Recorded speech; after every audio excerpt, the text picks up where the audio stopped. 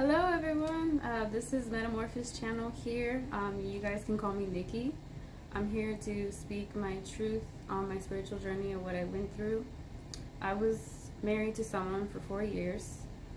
He was emotionally unavailable. He had PTSD issues. There was manipulation. I was going through my issues too, of course. You know, no one's perfect. I had some abandonment issues, codependency, you know, that comes with it, and childhood trauma. And I was going through spiritual signs when I first started seeing things. I was in a shower and I saw a snake like right outside my window. That was a first sign. And I saw a bird. It got trapped in the fireplace, and I would hear its, wings flying. And I thought I was hearing things. I'm like, what is that noise? And next thing you know, there was a bird that was trapped in the fireplace that I let out that had to be released. And I was seeing repeating numbers, 555, different synchronicities, and I was getting downloads in my dreams about this particular person, that they were cheating on me. And I thought I was losing my mind, going crazy. And when I brought up these issues, they would say I was crazy or I was losing my mind, which at the time I couldn't trust myself fully. I didn't understand what was going on, and I was ignoring the signs. It's like that movie Constantine. If you ever seen that movie with Keanu Reeves? And there's a police detective named Angela, and she had a twin sister named Isabel. Isabel had spiritual gifts. She would see things, and her parents put her in an intuition, a mental intuition, a mental institution. Sorry, but her sister Angela was denying her gifts, but she always knew ahead of time when someone was going to shoot at her. She will miss the bullet, or she will see signs that her sister saw, her twin sister saw, but she ignored them. So it's like that as a metaphor. She was afraid of the unknown, of what people would think of her, and that's something what I went through. I didn't understand what I was going through, because at the time I had severe anxiety. I was losing my hair. I even broke out with rashes, like on my hands here. I break out with like little red bumps. I even broke out with rashes on behind my legs. Like, it was crazy. Like, there was things that were happening to me like I can't even explain. And there were certain things that I would see. I'd see like flashes of light, white light. I'll see colors, pink, blue, kind of like a rainbow of light. So these are like signs that I was going through my spiritual awakening. I don't know if you guys have experiencing something like that or is going through that right now. This was something I realized that I have spiritual gifts, that I am intuitive, and I needed to trust myself more and not be afraid of the unknown, and just accept my gifts, because this was something that was given to me for a reason. And the toxic relationship I was in was a reason why I was in there. was the reason why I was with that person. Um, we all have soul contracts, whether you believe them or not. If you don't know what it is, advise just look it up. And I felt like the person I was with was part of my spiritual journey to make me stronger as an individual inside, to realize what my worth is, and to believe in myself again. Because I lost myself during that time. I didn't know who I was. I, gave this person I was with everything and part of me. And sometimes people take kindness for weakness. Sadly, there's people out there in this world that take advantage of kind-hearted people. But I always try to see the good in everyone. Whether they show me bad, I still try to think that there's some part inside that is good, but they haven't found it yet. But some people just don't want to change. Whether you try to guide them or help them, we're not there to save everyone. Some people just don't want to be saved. I had to learn that the hard way.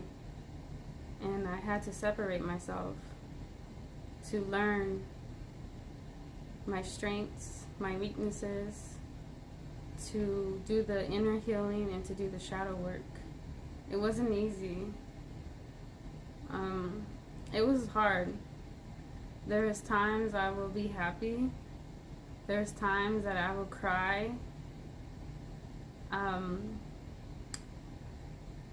My moods will be up and down like a roller coaster. But I kept going. I didn't give up. I kept doing the work. I was doing journaling. Why was I feeling this way? What is my life purpose? Why am I here? Why am I feeling abandoned? Why am I feeling lonely? Why am I feeling sad? All those things. And that's something that all of us need to look inside of ourselves and figure out what that issue is. Why am I feeling this type of way? Why am I feeling angry or triggered when someone says that there's something I need to change in myself?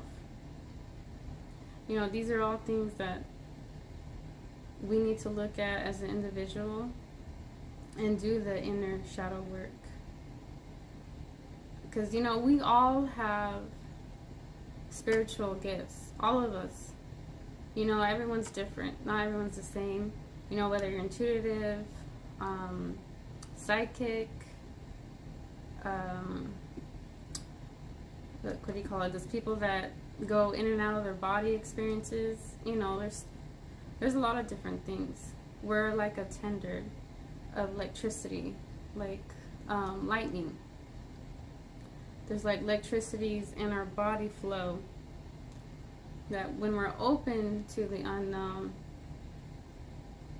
and paying attention to the signs and willing to accept it and be open to it, that's when we can start our journey and to become stronger and better. Self-love. Sorry, that was my dog barking. Self-love is like the biggest thing that we can do as an individual. Whether that is to look at yourself in the mirror and tell yourself that, hey, I'm beautiful, I'm wise, I'm strong, I'm blessed, I'm protected. Just doing those affirmations, those little things can change your whole perspective on your individuality. You know, when I was little, I always felt like the black sheep in my family. I would see things when I was a little girl. I saw spirits. I have seen light. I felt like a cold touch to my ear, and sometimes I'll feel like a warm presence, and I'll feel something touch my head. You know, till this day, I feel those things, and I didn't understand it at the time when I was a little girl. So I knew I had these gifts, but I ignored them because I was afraid to what people would think of me. You know, I was trying to be a people pleaser, trying to do things that, oh, let me do this nice thing. Maybe this person will like me if I did something kind for them, or let me not say this, or let me dress a certain way so that I can fit in. But you know what? No, it doesn't matter about that at all. No matter what, there's always going to be someone that don't like you. That's part of life. You can't be a people pleaser. You can't please everybody. You know, it's like the saying goes, people are still going to talk shit till the day you die. You know, it don't matter. You might as well just step into the unknown, do your spiritual work, do what makes you happy, love yourself, put yourself first. And that's a big thing too when you're in a relationship. Don't forget who you are. Don't forget your goals, your dreams, your common interests, your hobbies. Still do those things, you know, go out with your girlfriends or your guy friends. Still do things that make you happy, because sometimes we fall in love so easily and we forget who we are. And then when we're out of that relationship or something happens, you gotta start all over again. And you're thinking to yourself, like, what happened? Like, you don't even recognize who that person is anymore in the mirror. And that's what happened to me. I forgot who I was. And I had to start all over again. And go back to my past and sit in those feelings and figure out, why did I keep attracting emotional, unavailable men? Whether they have sex addictions, alcohol, drugs, addicted to porn, you know, stuff that is seriously an illness, you know, that's bad. And I realized I wanted to help these individuals. I wanted them to be a better person, to recognize those things inside, to show them the light, to bring inner healing. And that's when I realized, you know, I can't save everybody. You can't help someone that doesn't want help or doesn't want to receive the help. People can change if only they want to change. You can't force it. And if that person is going through stuff, through their own journey, and you're doing much better than them, then just let them do their work. Let them figure it out on their own, because that's part of their process. That's part of their inner shadow work that they need to work on themselves. You know, maybe you can drop a little few hints in here and there, but sometimes you just gotta let them do their own individual work. So with that being said, there are some things that you can do as an individual to your own healing. Do some journaling. Write down your thoughts for the day. What happened during your day. You know, if you're feeling sad, angry, Write about it. Sometimes it's best to write it out on a journal instead of going out your day and holding that inside. Because when you hold on to trauma, childhood trauma, addictions, anything to do with trauma, it's like poison. You're holding poison inside of you, and it's going to cause you to become sick if you don't release it or if you don't get it out of your body. These are things that you need to work on, or I shouldn't say that.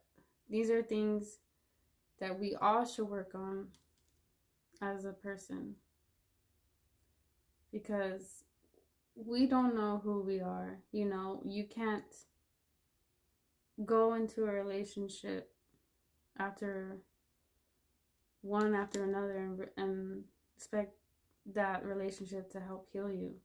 That's not how it works. It's all about you, who you are, who you are as a person. What are your likes? What are your dislikes?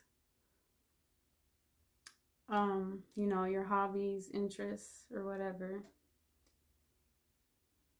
And telling yourself things, how strong you are, beautiful, handsome for guys. It's okay to not feel that way. It can be hard, especially if you dealt with trauma, toxic relationships after one of another, or been married and then going through a divorce. Everyone goes through things in their life. Just because you get a divorce doesn't mean it's the end of the world. And that's what I used to think too. I didn't want to disappoint my family, because these were these expectations that were put in place that from our past. We didn't really believe in divorce. But I'm not going to stay in a marriage or relationship if I'm unhappy. Whether people do it for the kids or just because they don't want to be alone, like, that's not living life. You got to find what makes you happy, so that way when that next person comes into your life, there's not a missing piece inside of you. Like, instead of needing that person, you chose to be with that person because you wanted them, not because you needed them. So I hope everyone got a message out of this, and love and light, and I hope to talk to you soon, and I hope you have a good one. Bye now.